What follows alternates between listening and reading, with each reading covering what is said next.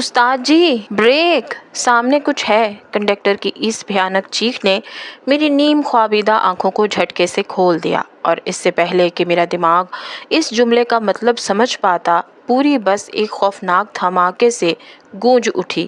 ٹائروں کے گیلے روڈ پر رگڑنے کی کریہ آواز اور لوہے کے مڑنے کا شور کانوں کے پردے پھاڑنے لگا۔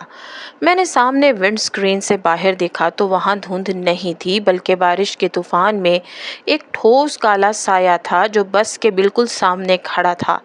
ڈرائیور نے اسے بچانے کے لیے اسٹیئرنگ کو پوری قوت سے دائیں جانب موڑ دیا تھا، مگر وہاں سڑک ختم ہو چکی تھی۔ وہاں صرف گہری کھائی تھی اور موت ہمارا انتظار کر رہی تھی۔ بس کا توازن بگڑا اور وہ ایک بے جان کھلونے کی طرح کلا بازیاں کھاتی ہوئی نیچے اندھیرے میں گرنے لگی۔ میرے معدے میں ایک عجیب سی ہول اٹھی، جیسے روح جسم سے کھینچی جا رہی ہو۔ چاروں طرف شیشے ٹوٹنے کی آوازیں اور مسافروں کی فلک شگاف چیخیں تھیں، جو لمحہ بلمحہ مدھم ہوتی جا رہی تھیں۔ میری آنکھوں کے سامنے اندھیرا چھا گیا اور پھر ایک زوردار جھٹکے کے ساتھ سب کچھ خاموش ہو گیا۔ بالکل خاموش، جیسے دنیا ختم ہو گئی ہو۔ مجھے نہیں معلوم کہ میں کتنی دیر تک اس اندھیرے میں قید رہی، شاید چند منٹ یا شاید کئی گھنٹے، لیکن جب مجھے ہوش آیا تو مجھے سب سے پہلے بارش کی آواز سنائی دی۔ وہ عام بارش نہیں تھی، بلکہ ایسے لگ رہا تھا جیسے آسمان زمین سے کوئی پرانا بدلہ لے رہا ہو۔ میں نے ہلنے کی کوشش کی تو میرے پورے جسم میں درد کی ایک لہر دوڑ گئی، جو مجھے دوبارہ بے ہوش کرنے کے لیے کافی تھی۔ میرا سر کسی سخت چیز سے ٹکرایا تھا اور مجھے اپنی پیشانی پر گرم سیال بہتا ہوا محسوس ہو رہا تھا، جو بارش کے ٹھنڈے پانی کے ساتھ مل کر عجیب سی جلن پیدا کر رہا تھا۔ میں نے آنکھیں کھولنے کی کوشش کی تو مجھے ہر چیز الٹی نظر آئی، کیونکہ بس الٹی پڑی تھی اور میں سیٹ کے درمیان بری طرح پھنسی ہوئی تھی۔ میرے ارد گرد موت کا سناٹا تھا، جو کبھی کبھار بجلی کی کڑک سے ٹوٹ جاتا تھا۔ میرا دل، ہمت کرو، یہاں مر نہیں سکتی، میں نے اپنے آپ سے کہا، اور پوری طاقت لگا کر اپنے پاؤں کو سیٹ کے شکنجے سے آزاد کروانے کی کوشش کرنے لگی۔ درد کی شدت سے میرے منہ سے ایک پھوٹی ہوئی چیخ نکل گئی، مگر میں رکی نہیں، کیونکہ میری چھٹی حس مجھے بتا رہی تھی کہ یہاں رکنا موت کو دعوت دینا ہے۔ مجھے خطرے کی بو آ رہی تھی، اور یہ بو صرف بہتے ہوئے پیٹرول یا خون کی نہیں تھی، بلکہ اس میں کچھ اور بھی تھا، کچھ ایسا جو انسانی نہیں تھا۔ میں نے کانپتے ہاتھوں سے اپنے سامنے والی کھڑکی کا بچا کچا شیشہ کوہنی مار کر توڑا اور شیشے کی کرچیوں کو رینگتی ہوئی بس کے ملبے سے باہر کیچڑ میں جا گری۔ باہر کا منظر قیامت سے کم نہیں تھا۔ تیز بارش اور طوفانی ہوا نے پہاڑی جنگل کو ایک ڈراؤنی فلم کے سیٹ میں بدل دیا تھا۔ بس کا ڈھانچہ بری طرح تباہ ہو چکا تھا اور اس کے اندر سے مسافروں کے کراہنے کی اب کوئی آواز نہیں آ رہی تھی۔ شاید وہ سب خاموش ہو چکے تھے۔ میں اکیلی تھی اور بری طرح زخمی۔ میں نے مدد کے لیے پکارنے کی کوشش کی، مگر میرے گلے سے آواز نہیں نکلی، صرف ایک کھوکھلی سی کھڑکھڑاہٹ سنائی دی۔ میں نے ادھر ادھر دیکھا تو مجھے کچھ فاصلے پر جھاڑیوں میں وہی کالا سایہ پھر سے لہراتا ہوا محسوس ہوا، جو میں نے ایکسیڈنٹ سے پہلے سڑک پر دیکھا تھا۔ میرا دل زور زور سے دھڑکنے لگا۔ کون ہے وہاں؟ کوئی ہے جو میری مدد کر سکے؟ میں نے ہمت جمع کر کے آواز لگائی، مگر میری آواز طوفان کے شور میں دب گئی۔ بارش کا پانی میرے زخموں پر نمک کی طرح لگ رہا تھا اور سردی میری ہڈیوں میں اتر رہی تھی۔ میں ایک کمزور لڑکی نہیں تھی، میں میرال تھی، جس نے ہمیشہ حالات کا مقابلہ کیا تھا، مگر آج حالات میری برداشت سے باہر تھے۔ اچانک میرے کانوں میں ایک عجیب سی آواز گونجی، جیسے گیلے پیروں سے کوئی چل رہا ہو، چھپ چھپ چھپ۔ یہ آواز بس کی طرف نہیں آ رہی تھی، بلکہ میرے قریب آ رہی تھی۔ مجھے احساس ہوا کہ یہ کوئی جانور نہیں ہے۔ میری چھٹی حس خطرے کی گھنٹی بجا رہی تھی کہ بھاگو میرال، یہاں سے بھاگو، ورنہ تم بھی ان لاشوں کا حصہ بن جاؤ گی۔ یہ ہوا کی آواز نہیں تھی، میں قسم کھا سکتی ہوں کہ یہ کسی کے بولنے کی آواز تھی، جیسے کوئی میرے دماغ کے اندر سرگوشی کر رہا ہو۔ میرال، تم بچ نہیں سکتی۔ وہ آواز بہت باریک اور لرزہ خیز تھی، جیسے سانپ سوکھے پتوں پر رینگ رہا ہو۔ میرے رونگٹے کھڑے ہو گئے اور میں نے بس کے ملبے سے کچھ قدم پیچھے ہٹائے۔ اچانک آسمان پر بجلی کڑکی اور اس کی تیز روشنی میں نے دیکھا کہ بس کے پاس پڑے ایک مردہ مسافر کے قریب سے زمین کا پانی اوپر کی طرف اٹھ رہا ہے۔ یہ کوئی عام پانی نہیں تھا، بلکہ یہ پانی ایک انسانی شکل اختیار کر رہا تھا۔ میرا سانس میرے گلے میں اٹک گیا۔ یہ کیا بلا ہے؟ کیا میرا دماغ چوٹ لگنے کی وجہ سے معاف ہو گیا ہے، یا میں واقعی وہ دیکھ رہی ہوں جو ناممکن ہے؟ وہ پانی کا ہیولا دھیرے دھیرے ٹھوس ہوتا جا رہا تھا اور اس میں سے سڑاند آ رہی تھی، جیسے صدیوں پرانے جوہر کا گندا پانی ہو۔ میں سمجھ گئی کہ اگر میں یہاں ایک پل بھی مزید رکی تو میرا انجام بہت برا ہوگا۔ میں نے اپنے جوتے وہیں کیچڑ میں چھوڑے اور ننگے پاؤں جنگل کی طرف بھاگ کھڑی ہوئی، کیونکہ سڑک تک واپس اوپر جانا ناممکن تھا اور وہ ہیولا میرے اور سڑک کے درمیان تھا۔ میں اندھا دھند بھاگ رہی تھی، کانٹے دار جھاڑیاں میرے کپڑوں اور جلد کو چیر رہی تھی، مگر مجھے درد کا احساس نہیں ہو رہا تھا، کیونکہ میرے پیچھے موت آ رہی تھی۔ بارش کے قطرے میرے چہرے پر تھپڑوں کی طرح لگ رہے تھے۔ مجھے نہیں معلوم تھا کہ میں کس سمت جا رہی ہوں، بس اتنا معلوم تھا کہ مجھے اس منحوس جگہ سے دور جانا ہے۔ بھاگتے ہوئے میری کانوں میں پھر وہی سرگوشیاں گونجنے لگیں، تم چھپ نہیں سکتی میرال، تم میری ہو۔ یہ آواز میرے وجود کو منجمد کر رہی تھی۔ میں نے مڑ کر دیکھنے کی غلطی نہیں کی، کیونکہ مجھے ڈر تھا کہ اگر میں نے پیچھے دیکھا تو شاید میں خوف سے وہیں جم جاؤں گی۔ جنگل بہت گھنا تھا اور درختوں کی شاخیں مجھے روکنے کی کوشش کر رہی تھیں، جیسے وہ بھی اس شکاری کے ساتھ ملی ہوئی ہوں۔ اچانک میرا پاؤں ایک ابھری ہوئی جڑ سے الجھا اور میں منہ کے بل کیچڑ میں جا گری۔ میرے منہ اور ناک میں مٹی گھس گئی اور میرا پورا جسم کیچڑ میں لت پت ہو گیا۔ میں نے اٹھنے کی کوشش کی تو مجھے لگا کہ کسی نے میرا ٹخنا پکڑ لیا ہے۔ ایک ٹھنڈا یخ ہاتھ میرے پاؤں کو جکڑ رہا تھا۔ میں نے چیخ مار کر ٹانگ چلائی اور وہ گرفت چھوٹ گئی۔ شاید وہ میرا وہم تھا، یا شاید وہ ہیولا میرے بہت قریب پہنچ چکا تھا۔ اٹھو میرال، ورنہ مار دی جاؤ گی۔ میں نے خود کو گھسیٹتے ہوئے ایک درخت کا سہارا لیا اور دوبارہ بھاگنا شروع کیا۔ کچھ فاصلے پر مجھے ایک پرانی عمارت کے آثار نظر آئے۔ بجلی کی چمک میں وہ ایک قدیم کھنڈر لگ رہا تھا، جس کی دیواریں ٹوٹی ہوئی تھیں اور چھت غائب تھی، مگر اس وقت وہی میرے لیے واحد پناہ گاہ تھی۔ مجھے لگا شاید وہاں چھپ کر میں اس بلا سے بچ سکوں جو میرے تعاقب میں ہے۔ میں ہانپتی ہوئی اس کھنڈر کی طرف بڑھی۔ میرے پھیپھڑے پھٹنے والے تھے اور ٹانگیں جواب دے چکی تھیں، مگر جینے کی خواہش انسان سے سب کچھ کروا لیتی ہے۔ جیسے ہی میں کھنڈر کے بڑے سے محراب دروازے کے اندر داخل ہوئی، مجھے ایک عجیب سا سکون محسوس ہوا، جیسے میں کسی دوسری دنیا میں آ گئی ہوں۔ یہاں بارش کی شدت کم تھی، حالانکہ چھت نہیں تھی، مگر دیواروں نے ہوا کا زور توڑ دیا تھا۔ میں ایک ٹوٹی ہوئی دیوار کے پیچھے چھپ کر بیٹھ گئی اور اپنے دونوں گھٹنوں کو بازوؤں میں جکڑ لیا۔ میرے دانت سردی سے بچ رہے تھے اور پورا جسم تھر تھر کانپ رہا تھا۔ میں نے اپنی گیلی چادر کو نچوڑا اور اپنے گلے کے گرد لپیٹ لیا تاکہ تھوڑی حرارت مل سکے، مگر سردی گوشت پوست سے گزر کر ہڈیوں تک پہنچ رہی تھی۔ میں نے آنکھیں بند کر کے دعا مانگنی شروع کی کہ کاش یہ رات گزر جائے، مگر تبھی میری چھٹی حس نے مجھے ایک بار پھر خبردار کیا۔ خطرہ باہر نہیں تھا، خطرہ میرے پیچھے تھا۔ کون ہے؟ سامنے آؤ۔ اچانک مجھے محسوس ہوا کہ میں یہاں اکیلی نہیں ہوں۔ کھنڈر کے سب سے اندھیرے کونے سے مجھے کسی کے سانس لینے کی آواز نہیں آئی تھی، بلکہ وہاں ایک دباؤ تھا، ایک ایسی موجودگی جو بہت بھاری اور پراسرار تھی۔ میں نے ڈر کے مارے زمین سے ایک نوکیلا پتھر اٹھا لیا اور اندھیرے کی طرف نشانہ باندھا۔ میرا دل میرے سینے سے باہر آنے کو بے تاب تھا۔ میں نے دوبارہ للکارا، حالانکہ میری آواز کانپ رہی تھی۔ سامنے آ جاؤ، ورنہ میں پتھر مار دوں گی۔ میری یہ دھمکی شاید اس وجود کے لیے ایک مذاق سے زیادہ کچھ نہیں تھی، کیونکہ اس کے جواب میں وہاں سے کوئی آواز نہیں آئی۔ البتہ مجھے دو نیلی روشنیاں دکھائی دیں۔ پہلے مجھے لگا یہ کوئی جگنو ہے، مگر جب میں نے غور سے دیکھا تو میرا خون رگوں میں جم گیا۔ وہ جگنو نہیں تھے، وہ آنکھیں تھیں، دو انتہائی چمکدار اور گہری نیلی آنکھیں، جو اندھیرے میں بالکل اسی طرح چمک رہی تھیں جیسے بجلی کڑکتی ہے۔ وہ آنکھیں انسانی نہیں تھیں، ان میں ایک ایسی کشش اور وحشت تھی جس نے مجھے اپنی جگہ ساکت کر دیا۔ وہ پلک نہیں جھپک رہی تھیں، بس مسلسل مجھے گھور رہی تھیں، جیسے کوئی شکاری اپنے شکار کا جائزہ لے رہا ہو۔ میں نے پیچھے ہٹنے کی کوشش کی، مگر میری کمر دیوار سے جا لگی۔ تمہاری ہمت کیسے ہوئی یہاں قدم رکھنے کی؟ اندھیرے سے ایک آواز ابھری جو نہ تو سرگوشی تھی اور نہ ہی اونچی چیخ، بلکہ ایک انتہائی سرد اور رعبدار لہجہ تھا جو سیدھا میری روح پر اثر انداز ہوا۔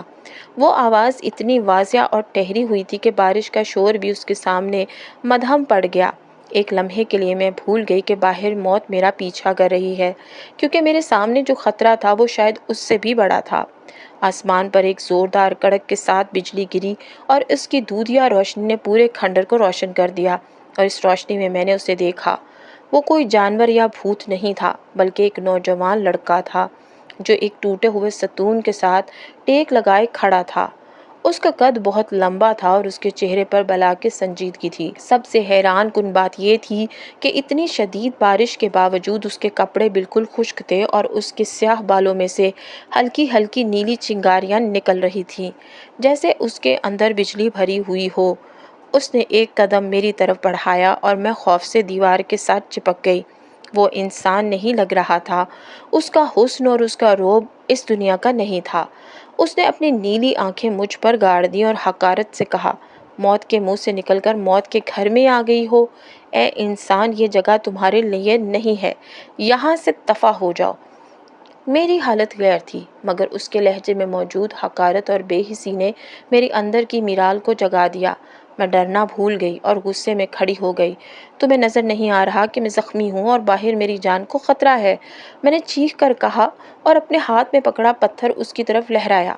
میرے دوست نیچے بس میں مر رہے ہیں اور تمہیں یہاں سے دفع ہونے کی پڑی ہے۔ اگر تم مدد نہیں کر سکتے تو کم از کم اپنی بکواس بند رکھو۔ وہ میری بات سن کر حیران ہوا، جیسے اسے امید نہیں تھی کہ ایک معمولی سی انسانی لڑکی اس کے سامنے بولنے کی جرأت کرے گی۔ اس کے چہرے پر ایک تلخ سی مسکراہٹ آئی جس میں کوئی خوشی نہیں تھی۔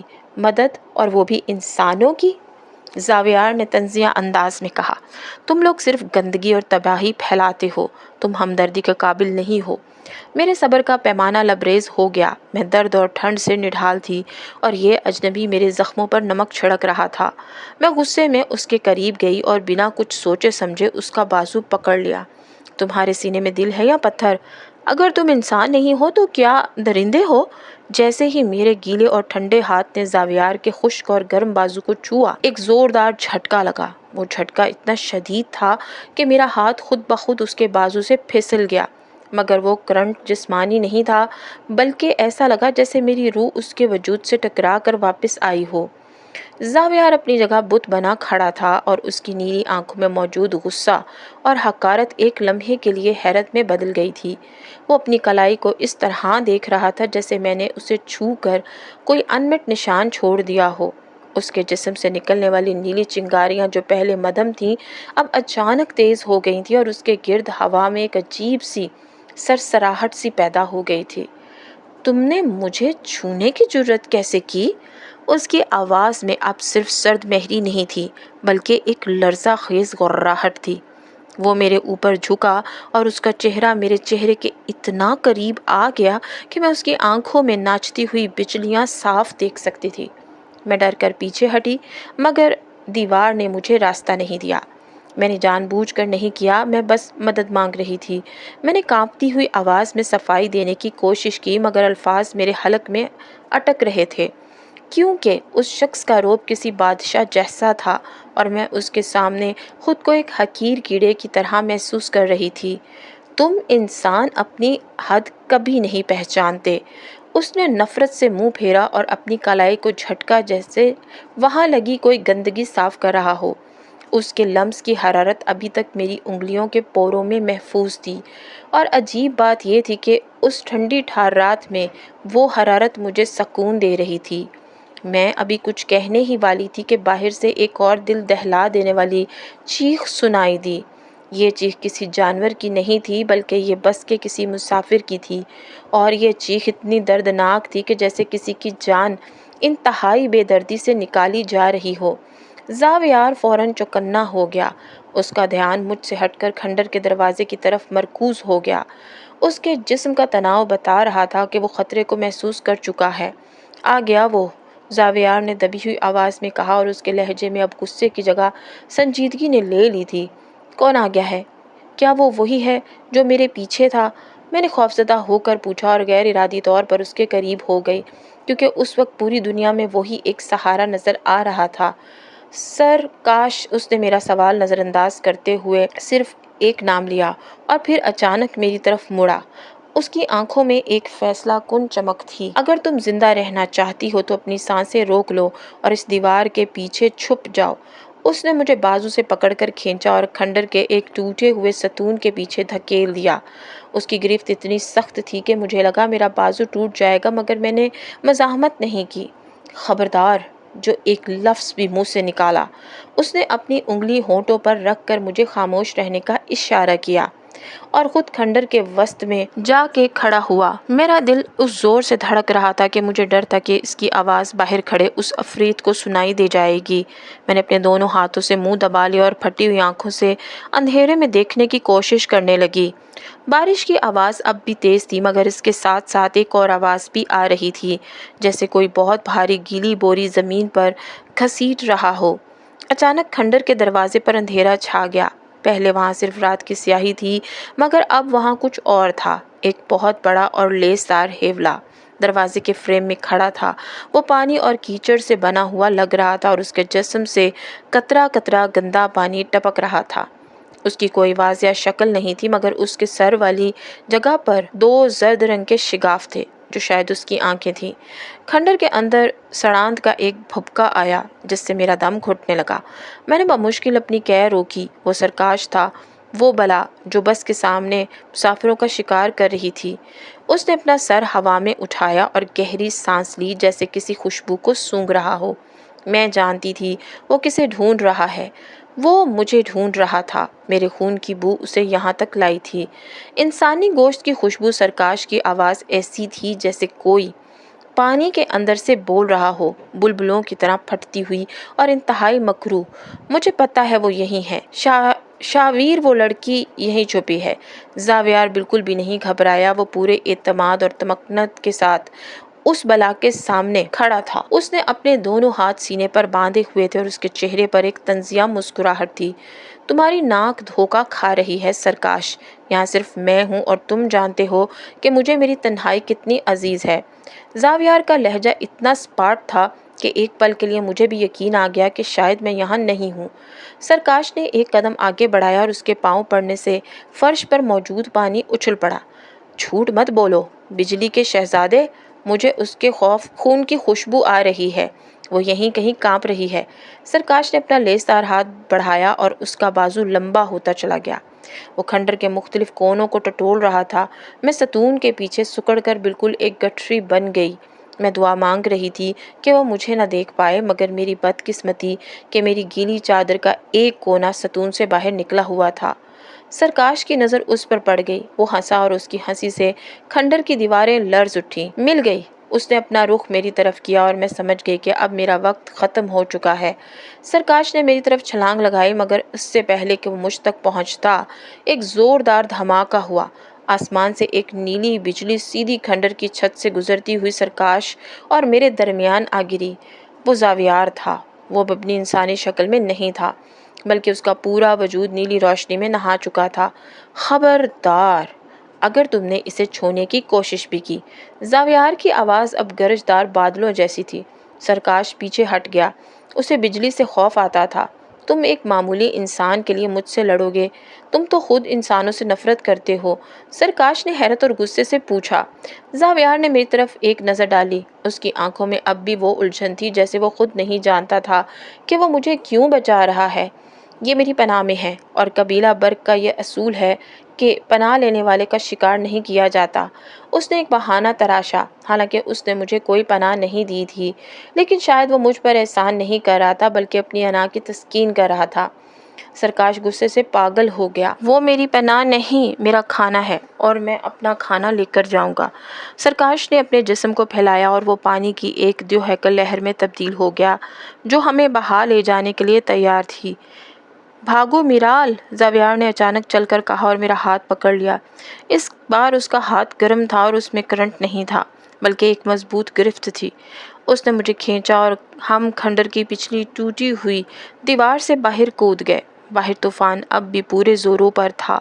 بارش کی بوندیں نشتر بن کر برس رہی تھیں اور زمین دلدل بن چکی تھی۔ زاویار مجھے گھسیٹتا ہوا لے جا رہا تھا۔ میں کئی بار پھسلی، میرے گھٹنے چھل گئے اور پاؤں کیچڑ میں دھنس گئے، مگر اس نے مجھے رکنے نہیں دیا۔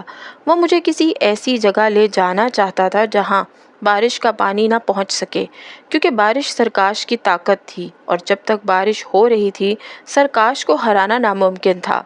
تیز چلو ورنہ مارے جائیں گے، زاویار میرے کان میں چیخا، کیونکہ ہوا کا شور بہت زیادہ تھا۔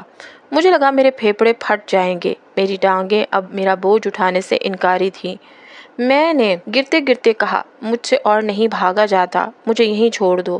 مگر زاویار نے مڑ کر مجھے غصے سے دیکھا۔ اگر تم یہاں رکی تو وہ تمہاری ہڈیاں تک چبا جائے گا، کیا تم یہ چاہتی ہو؟ اس کی بات نے مجھ میں خوف کی ایک نئی لہر دوڑا دی اور میں نے اپنی بچی کھچی ہمت جمع کر کے دوبارہ قدم بڑھائے۔ سرکاش ہمارے پیچھے ہی تھا۔ میں نے مڑ کر دیکھا تو وہ پانی کے ایک سیلاب کی شکل میں ہمارے تعاقب میں تھا۔ وہ درختوں کو اکھاڑتا اور چٹانوں کو ٹکرے مارتا ہوا آ رہا تھا۔ وہ جنگل کے راستوں سے واقف تھا اور ہم اجنبی۔ زاویار بار بار آسمان کی طرف دیکھ رہا تھا جیسے کسی مدد کا منتظر ہو، یا شاید وہ اپنی طاقت جمع کر رہا تھا۔ اچانک ہمارے سامنے ایک پہاڑی نالا آ گیا جو بارش کی وجہ سے بکھرا ہوا تھا۔ پانی کا بہاؤ بہت تیز تھا اور اسے پار کرنا ناممکن لگ رہا تھا۔ اب کیا کریں گے؟ میں نے روتے ہوئے پوچھا۔ میرے سامنے موت تھی اور پیچھے موت کا سوداگر۔ زاویار نے میرے دونوں کندھے پکڑے اور میری آنکھوں میں دیکھا۔ مجھ پر بھروسہ ہے؟ اس نے پوچھا۔ یہ ایک عجیب سوال تھا۔ میں اسے جانتی تک نہیں تھی۔ وہ ایک جن تھا اور میں انسان، مگر اس وقت اس کی نیلی آنکھوں میں سچائی تھی۔ میں نے اس بات میں سر ہلایا۔ اس نے مجھے اپنی گود میں اٹھا لیا۔ میں حیران رہ گئی۔ مضبوطی سے پکڑو، اس نے کہا اور نالے کے اوپر سے چھلانگ لگا دی۔ ہوا میں معلق ہوتے ہوئے مجھے لگا کہ ہم گر جائیں گے، مگر زاویار کے پاؤں سے نکلنے والی بجلی نے ایک لمحے کے لیے ہوا میں ایک سیڑھی سی بنا دی اور ہم نالے کے پار جا گرے۔ ہم کیچڑ میں لڑکتے ہوئے کافی دور جا گرے مگر محفوظ تھے۔ ہم ایک پہاڑی کے دامن میں پہنچ چکے تھے جہاں اوپر ایک غار کا منہ نظر آ رہا تھا۔ وہاں چلو، وہاں پانی نہیں آ سکتا۔ زاویار نے اشارہ کیا اور مجھے سہارا دے کر اٹھایا۔ ہم لڑکھڑاتے ہوئے غار تک پہنچے۔ جیسے ہی ہم اندر داخل ہوئے بارش کا شور مدھم ہو گیا۔ یہ غار خشک تھا اور کافی گہرا بھی۔ میں نڈھال ہو کر زمین پر گر گئی۔ میرا پورا جسم ٹھنڈا پڑ چکا تھا۔ میرے کپڑے گیلے تھے اور سرد ہوا میرے جسم کو کاٹ رہی تھی۔ میں کانپ رہی تھی اور میرے دانت بج رہے تھے۔ ہائپوتھرمیا میرے ہوش و حواس پر قبضہ کر رہا تھا۔ مجھے نیند آ رہی تھی جو کہ خطرے کی علامت تھی۔ زاویار میرے پاس آیا اور مجھے ہلایا۔ آنکھیں مت بند کرنا، میرال جاگتی رہو۔ اس کی آواز اب دور سے آتی ہوئی محسوس ہو رہی تھی۔ میں نے دھندلی نظروں سے دیکھا، وہ بالکل ٹھیک تھا۔ اسے سردی نہیں لگ رہی تھی۔ وہ پریشان لگ رہا تھا۔ شاید میری موت اسے پھر سے سرکاش کا سامنا کرنے پر مجبور کر دیتی، یا شاید اسے واقعی میری فکر تھی۔ اس نے میرے ماتھے پر ہاتھ رکھا۔ تم برف کی طرح ٹھنڈی ہو رہی ہو، اس نے تشویش سے کہا۔ میرے پاس اب بولنے کی طاقت نہیں تھی۔ میں نے بے بسی سے اسے دیکھا۔ میری آنکھیں بند ہو رہی تھیں۔ اندھیرا مجھے اپنی آغوش میں لے رہا تھا۔ تبھی میں نے دیکھا کہ زاویار نے اپنی ہتھیلی پھیلائی اور اس کے ہاتھ سے ایک نیلا شعلہ بھڑک اٹھا۔ یہ آگ نہیں تھی، یہ خالص بجلی تھی جو ایک گیند کی شکل اختیار کر گئی تھی۔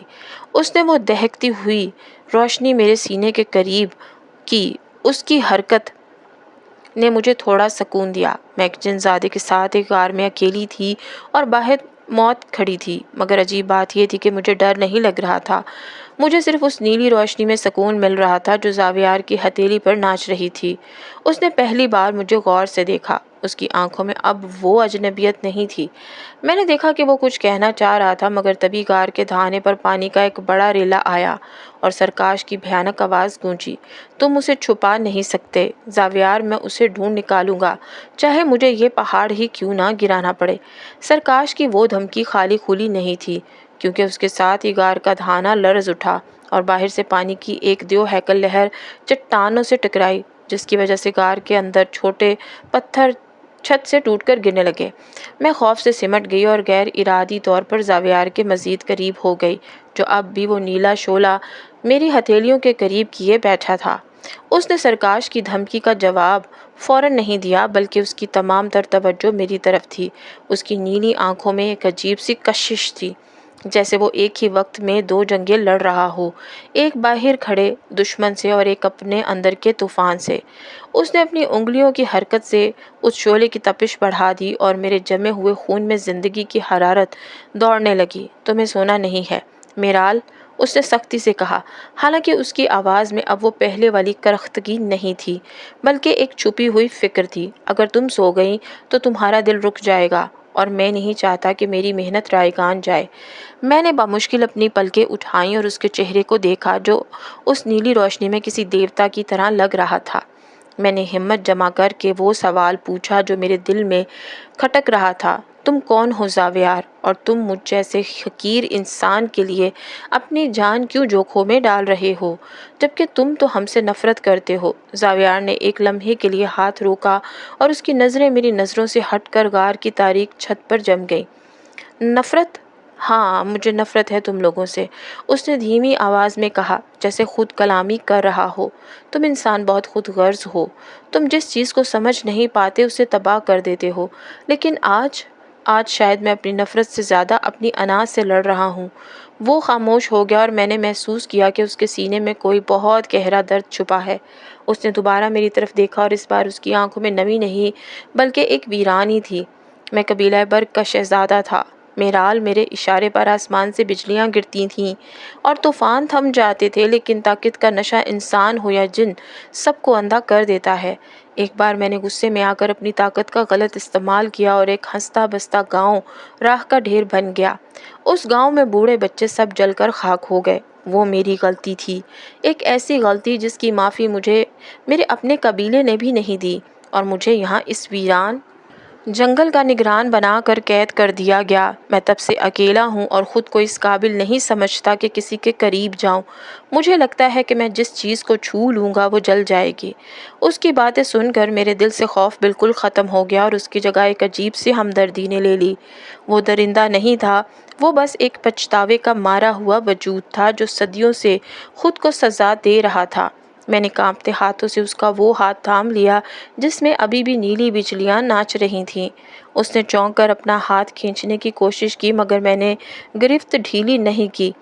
غلطی سب سے ہوتی ہے زاویار، لیکن اس کا مطلب یہ نہیں کہ تم ہمیشہ خود کو مجرم سمجھتے رہو، میں نے نحیف آواز میں کہا۔ تم کہتے ہو کہ تم تباہی لاتے ہو، لیکن دیکھو آج تم نے اسی طاقت سے میری جان بچائی ہے۔ اگر تم وہ گاؤں جلانے کے مجرم تھے تو آج تم نے ایک انسان کو بچا کر وہ حساب برابر کر دیا ہے۔ میری بات سن کر وہ سن ہو گیا۔ اس کی آنکھوں میں حیرت کے ساتھ ساتھ ایک سکون اتر آیا، جیسے صدیوں بعد کسی نے اس کے زخم پر مرہم رکھا ہو۔ اس نے کچھ کہنے کے لیے ہونٹ کھولے ہی تھے کہ اچانک غار کے باہر ایک زوردار دھماکہ ہوا اور پانی کا ایک ریلا اندر داخل ہوا۔ میں پانی ہوں زاویار، اور پانی کو کوئی راستہ نہیں روک سکتا۔ سرکاش کی آواز غار میں گونجی اور اس کے ساتھ ہی غار کے فرش پر پانی بھرنے لگا۔ سرکاش نے اپنی شکل بدل لی تھی اور وہ ایک سیلاب کی صورت میں اندر آ رہا تھا۔ زاویار فوراً کھڑا ہو گیا اور مجھے اپنے پیچھے چھپا لیا۔ وہ غار کے دھانے پر آ گیا ہے، اب ہمارے پاس بھاگنے کا کوئی راستہ نہیں ہے، زاویار نے سنجیدگی سے کہا۔ غار کا فرش تیزی سے پانی سے بھر رہا تھا اور وہ پانی ٹھنڈا نہیں بلکہ کھولتا ہوا تھا، کیونکہ سرکاش اب غصے میں تھا۔ اگر یہ پانی تمہیں چھو گیا تو تم جل جاؤ گی میرال، زاویار نے مجھے خبردار کیا اور خود آگے بڑھ کر پانی کے سامنے دیوار بن کر کھڑا ہو گیا۔ اس نے اپنے دونوں ہاتھ پھیلائے اور ایک نادیدہ حفاظتی حصار میرے گرد قائم کر دیا، لیکن میں دیکھ سکتی تھی کہ یہ حصار زیادہ دیر تک سرکاش کے دباؤ کو برداشت نہیں کر سکے گا۔ تم مجھے نہیں ہرا سکتے، سرکاش نے قہقہا لگایا۔ تم کمزور ہو چکے ہو زاویار، اس لڑکی کو بچانے کے چکر میں تم نے اپنی بہت سی طاقتیں ضائع کر دی ہیں۔ اب تم دونوں یہیں ڈوب کر مرو گے اور تمہاری لاشیں بھی نہیں ملیں گی۔ پانی کی سطح میرے ٹخنوں تک پہنچ گئی اور زاویار کے جسم سے نکلنے والی نیلی روشنی مدھم پڑنے لگی۔ وہ واقعی کمزور ہو رہا تھا کیونکہ اس نے مجھے گرم رکھنے اور نالے کو پار کروانے میں اپنی کافی توانائی خرچ کر دی تھی۔ مجھے اپنی بے بسی پر رونا آ گیا، میری وجہ سے وہ مارا جائے گا۔ زاویار تم چلے جاؤ، میں نے چیخ کر کہا۔ تم اڑ سکتے ہو، تم یہاں سے نکل سکتے ہو، مجھے چھوڑ دو، میں ویسے بھی بچنے والی نہیں ہوں۔ میں نہیں چاہتی کہ میری وجہ سے تم اپنی جان دو زاویار، जावियार ने मुड़कर मुझे देखा और उस वक्त उसके चेहरे पर एक ऐसी मुस्कुराहट थी जिसने मेरा दिल मुट्ठी में जकड़ लिया। ये वो तल्ख मुस्कुराहट नहीं थी, बल्कि ये एक पुरसकून और खूबसूरत मुस्कुराहट थी। मैं सदियों से मौत का इंतज़ार कर रहा था मिराल, लेकिन मुझे मरने की कोई वजह नहीं मिल रही थी। आज तुमने मुझे वो वजह दे दी है। अगर मुझे मरना ही है तो मैं एक बोज़दिल की तरह भाग कर नहीं, बल्कि एक मुहाफिज की तरह लड़ कर मरूंगा, उसने कहा। और फिर अचानक उसके तेवर बदल गए। उसने अपनी मुट्ठियों को भींचा और अपनी आंखें बंद कर लीं। उसके जिस्म से निकलने वाली नीली चिंगारियां अब सफ़ेद हो गई थीं और गार की फिजा में ओजोन की बू फैल गई। हवा का दबाव इतना बढ़ गया कि मेरे कान बजने लगे। ये क्या कर रहा है, मैंने दिल में सोचा। ये कोई आम हमला नहीं था। जावियार हवा में थोड़ा सा बुलंद हुआ और उसने अपनी आंखें खोल दी। उसका जिस्म जलते हुए कोयले की तरह तप रहा था, मगर उसमें जिंदगी की कोई रमक बाकी नहीं थी। उसके वो खूबसूरत बाल जो कभी बिजली की तरह चमकते थे अब राख आलूद हो चुके थे, और उसके सीने पर जहाँ बिजली का कड़का लगा था वहाँ गहरा सियाल निशान था। मेरा दिल डूब रहा था। एक ऐसा शख्स जिसे मैं कुछ घंटे पहले जानती तक नहीं थी, अब मेरे लिए पूरी दुनिया बन चुका था। उसने अपनी सदियों की ज़िंदगी सिर्फ मेरे चंद लम्हों की सांसों के बदले कुर्बान कर दी थी। मैंने पागलों की तरह उसके सीने पर कान रखा। वहाँ खामोशी थी। वो दिल जो इंसानों से नफरत करता था, मगर जिसने मेरे लिए धड़कना सीख लिया था, अब रुक चुका था। मेरी आंखों से आंसुओं का सैलाब जारी हो गया।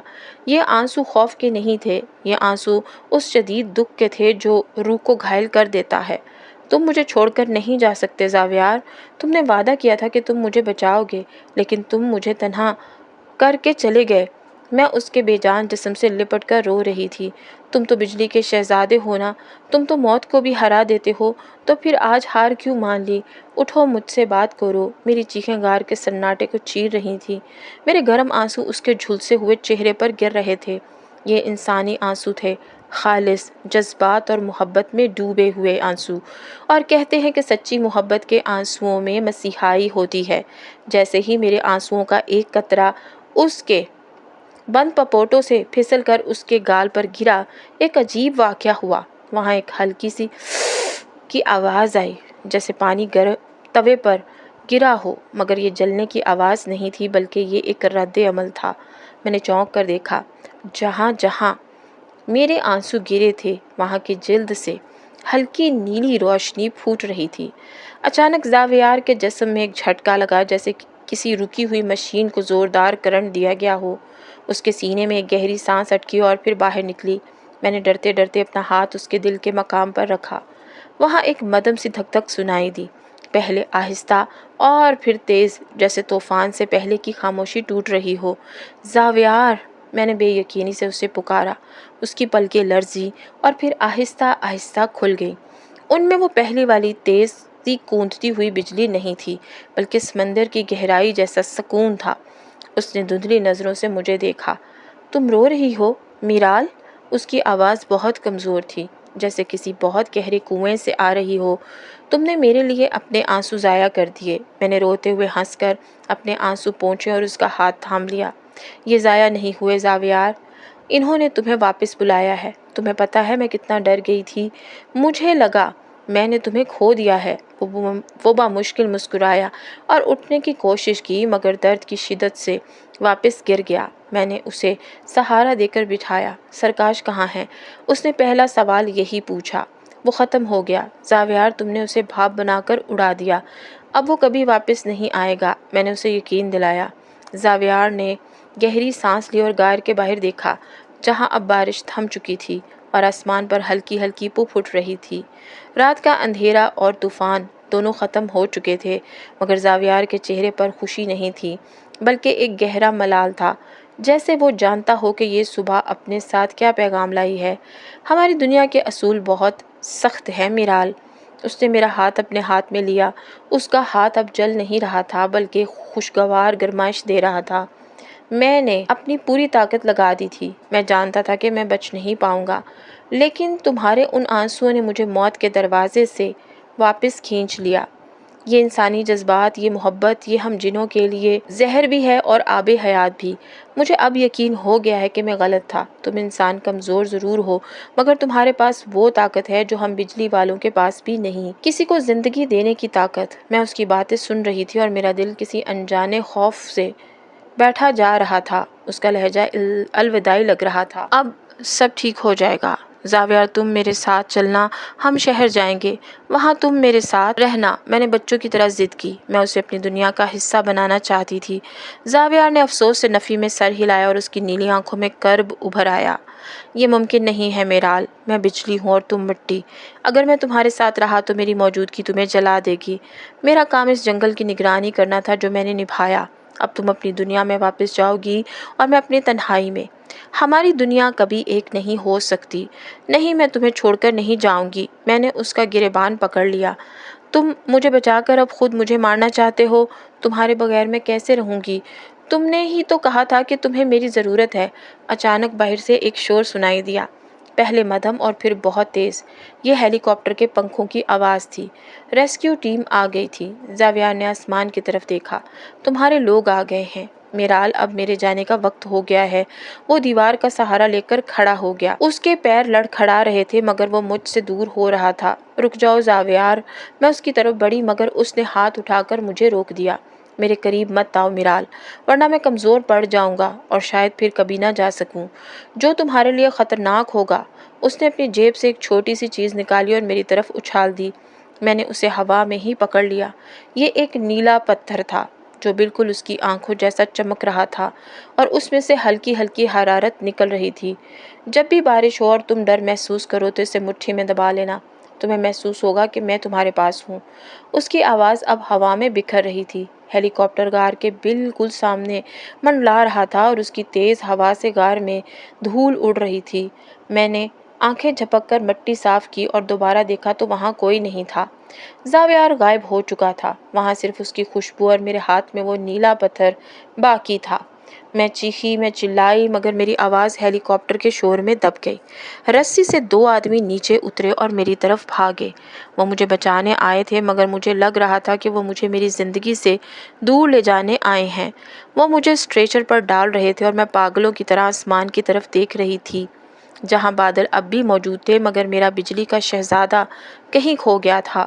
مجھے ہسپتال لے جایا گیا، میرے زخموں کی مرہم پٹی ہوئی۔ پولیس نے بیانات لیے، سب نے کہا کہ میں صدمے کی وجہ سے عجیب عجیب باتیں کر رہی ہوں۔ انہوں نے کہا وہاں کوئی لڑکا نہیں تھا، کوئی سرکش نہیں تھا، یہ سب میرے دماغ کا فطور تھا جو تنہائی اور خوف نے پیدا کیا تھا۔ وقت کا پہیہ اپنی رفتار سے چلتا رہا۔ ہسپتال کے سفید بستر سے گھر کے مانوس کمرے تک کا سفر طے ہوا۔ دن ہفتوں میں اور ہفتے مہینوں میں بدل گئے۔ میرے جسمانی زخم تو بھر گئے مگر روح کا گھاؤ تازہ رہا۔ لوگ کہتے تھے کہ میرا اب نارمل ہو گئی ہوں، میں دوبارہ یونیورسٹی جانے لگی ہوں، ہنسنے بولنے لگی ہوں، لیکن وہ نہیں جانتے تھے کہ میں نے جینا چھوڑ دیا تھا۔ میں بس سانس لے رہی تھی۔ میرے پرس کے خفیہ خانے میں وہ نیلا پتھر ہمیشہ میرے ساتھ رہتا تھا۔ کبھی کبھی رات کی تنہائی میں جب مجھے اس کی یاد ستاتی تو میں اسے اپنی مٹھی میں دبا لیتی اور قسم لے لو کہ اس میں سے وہی حرارت نکلتی تھی جو اس رات زاویار کے ہاتھوں میں تھی۔ یہ پتھر میرا راز تھا، میری سچائی کا واحد گواہ۔ موسم بدلے، گرمی کی تپش گئی اور خزاں کے سوکھے پتے بکھرے لیکن میری نظریں ہمیشہ آسمان پر رہتی۔ میں ہر بادل میں اسے ڈھونڈتی تھی، ہر کڑک میں اس کی آواز تلاش کرتی اور پھر وہ موسم آ ہی گیا جس کا مجھے شدت سے انتظار تھا۔ مونسون کی پہلی ہوا چلی تو میرا دل کسی پنجرے میں قید پرندے کی طرح پھڑ پھڑانے لگا۔ یہ ہوائیں پیغام لائی تھیں، یہ ہوائیں اس کی تھیں۔ آج پورے 1 سال بعد یونیورسٹی میں ہاسٹل کی اسی راہداری میں لڑکیاں پھر سے شور مچا رہی تھیں۔ کھڑکیاں بند کرو، طوفان آ رہا ہے، وارڈن کی آواز گونج رہی تھی۔